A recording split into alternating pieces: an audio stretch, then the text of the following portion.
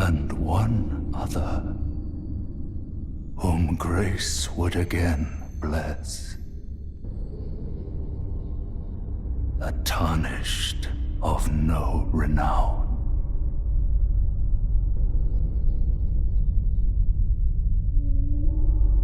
Cross the fog to the lands between,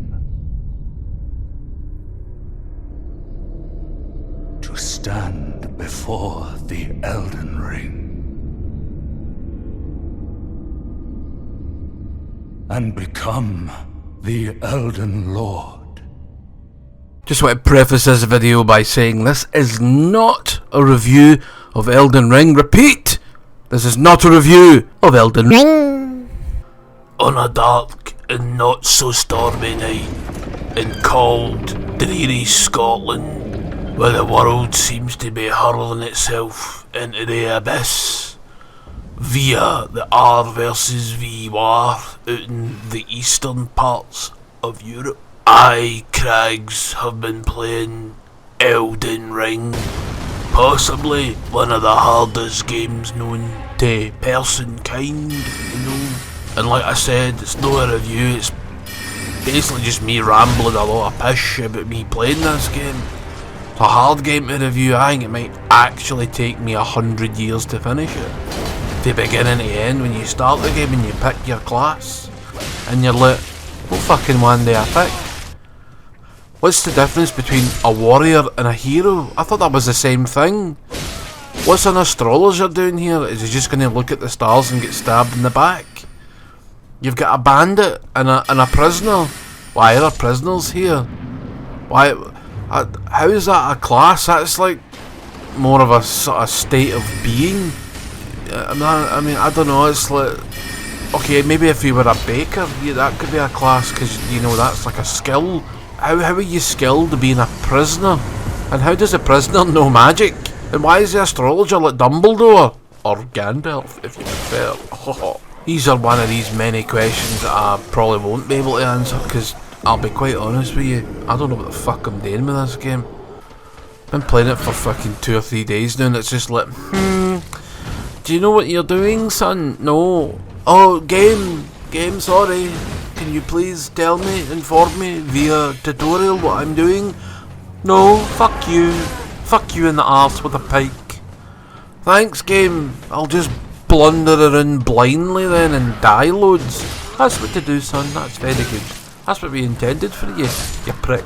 And so it was that Craggs went on in the world of the lands between, whatever that means. That could be fucking anywhere. Anyway, and he went on with his journey, and he got frustrated, and he got more frustrated, and then he consulted friends on the internet to tell him what to do, because, you know, From Software couldn't just fucking have a, you know, a meaningful tutorial to, you know, describe the basics. Well, they do describe the basics, like, here's a knife, chip people with it, okay?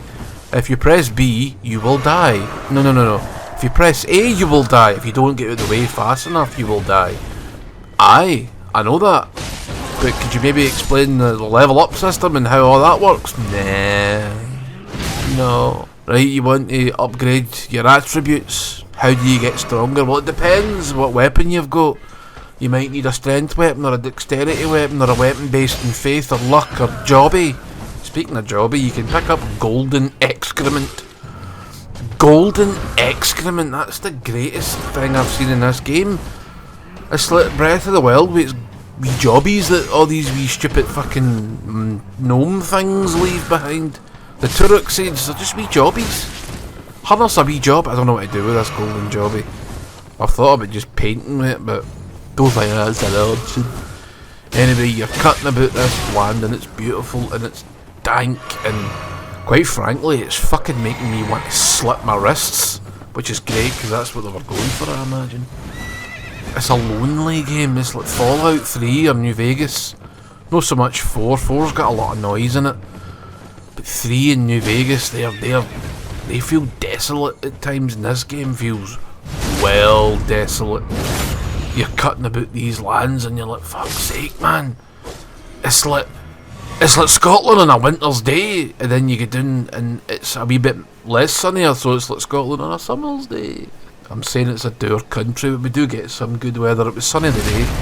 It's like, I don't know, I really don't want to compare it to Breath of the Wild, but aye, it's like a depressing Breath of the Wild. Breath of the Wild's quite depressing, and this is just, I don't know what the story is, because there's big glowy trees everywhere. That's what I imagine George R.R. Martin's input to this world was. A couple of character names and, in quotations, big glowy trees.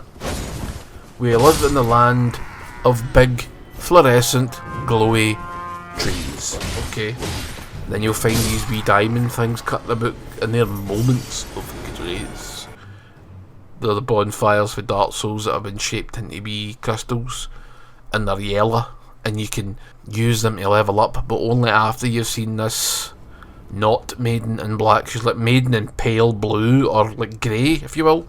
And then you need to go back to a certain spot, and then talk to another, like, ethereal witch. But you can only do it at night, and it only happens if you go to that particular spot. And if all the planets align, and if the people that made this game want you to do anything, you'll find this woman. And she'll be like, "Here you, can you summon your horse?" And he's like, "Aye." He's like, "Well, summon wolves and all." "Oh, smashing, thanks." That's very good, isn't it? I was pulling my hair out of this game, especially when it came to the first boss. What an arsehole he is. But then I found through a friend, not through, you know, the game and natural exploring, because I don't know where to go, because everything's fucking killing me in like 3 hits. I found out there was like a super duper staff. You need to sort of do 5 backflips, jump 3 times to the right, fucking stand on your head for 3 days, drink your own piss, draw a fucking cross on your forehead with your own jobby, and then go through a portal, you know? In which case you will be eviscerated instantly by things. It's great fun. It's hilarious. It's fucking hilarious. But then what'll happen is you'll grind for like 1,000 hours, and suddenly you'll be level 40, and you'll just start battering people. And it's very satisfying, I'm not going to lie. Once I got my special staff, the first boss bowed before me and begged for mercy, in which case I shoved a rocket up his arse and watched him turn to dust. That's what he gets for beating me mercilessly for about a day. Hours upon hours I spent, like, that's a lie. Moments upon moments. After I get my head fucking stoved in for 20th time, I kinda like thought, right, I've had enough of this. I'm gone to do something else. Which case I get my head stoved in by something completely different. And then you'll get by this bastard, and oh, what a feeling. What a feeling it is to destroy this key. And then you'll enter a castle, and it's very Demon Souls. In fact, I see a lot of Demon Souls in this game. I see Dark Souls as well, but well, I've had more experience with Demon Souls. It's the only other Souls game I've finished. This will be the second if I ever finish it. Like I say, I've leveled up, so I'm starting to take bigger enemies out. I killed a dragon and then a troll. Great. First boss, then a dragon, then a troll.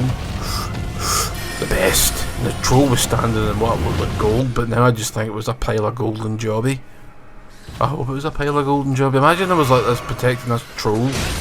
Rather than shiting out shite, it shites out gold. Like a really twisted Rumpelstiltskin, where you could whittle you a fucking basket out of gold. This one just shites mountains of gold. That's weird. I don't like that thought. That thought be gone, fuck's sake. Now, would you be picking up that gold and spending it? Of course you would. Just like if it was shiting Galaxy chocolate, you'd be rimming it every night. Don't like that thought either. What's wrong with you? There are too many things in the world for me to tell you what's wrong with me, son. I'm mental.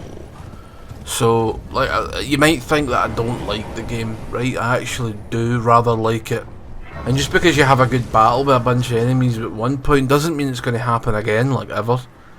But you need to sort of just fire past it, and you'll find more of these moments or signs or bits of grace, and you'll expand the map, and before you know it, you've finished the game. And then you're like, what was all that fuss about? It's not really difficult, it's just, how to explain it is, they expect you to grind, and they expect you to take knowledge from previous games. That's not always work. Especially when they rename something, it's like, oh, they've renamed the fucking thing. And it's like, well, it's a little bit different, more difficult to pinpoint. Place down, hold down, batter down, elbow in the face, chop its head off. That's not to say that the game can be absolutely fucking exhausting, because, oh Jesus, aye, it is. It's exhaustimifying. It's like, fucking hell, man. You're pure knackered now. You've been sitting playing this like a twat for 12 hours. Go to your bed and watch a movie. Or something. Then I found a pop man stuck in the ground, so I battered fuck at him till he was not stuck in the ground. And then he's like, I'm going east. I was like, cheers. He gave me something. Forget what it was. Some shitey stance, I think. And then I went on my merry way and get splattered by some sort of skeleton thing. I also bought the collector's edition of the game. Comes with a nice wee statue. Comes with a nice wee steelbook. Comes with a nice wee thing. It's like a patch. You ain't your eye on it own. Aye. Guess what I'll not be doing in the future or any point in time. What else does it come with? Well, it comes with an art book that I'll never look at. It's still in the cellophane. Same with the Horizon Forbidden West collector's edition. It came with a lovely wee art book that I couldn't give a fuck about. Some people will eat that shit up. Not me. Not this soldier. Because, well, it's concept art. Why would I want to sit and look at things that didn't make it into the game? This was too shite to be included in the game. So here, have a book full of it. Nah, you're alright. Unless I've got like fucking metal jobby or something. We've got golden jobby. That's the greatest. Best bit of the game, golden jobby, 10 out of 10 forevermore. Do I recommend this game to people? If you like Dark Souls, aye. If you could put up with shite fucking systems that don't explain themselves to you in the slightest. Aye, it's good. It's hilarious. Fucking hell. Me on Suicide Watch where you're at it. Getting murdered fucking over and over and over and over and over and over and over and over and over and over.